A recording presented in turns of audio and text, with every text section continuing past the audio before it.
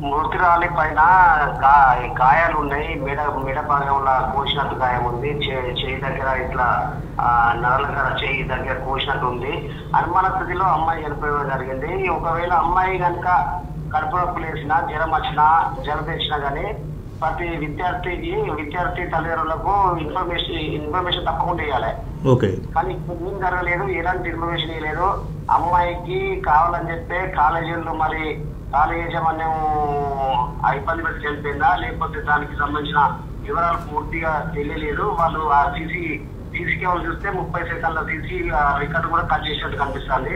పొద్దున్నగా morning నుంచి ఇప్పటి వరకు ఆ కాలేజీ ముందే పెద్ద ఎత్తున ఆందోళన కార్యక్రమం చేపట్టడం జరిగింది.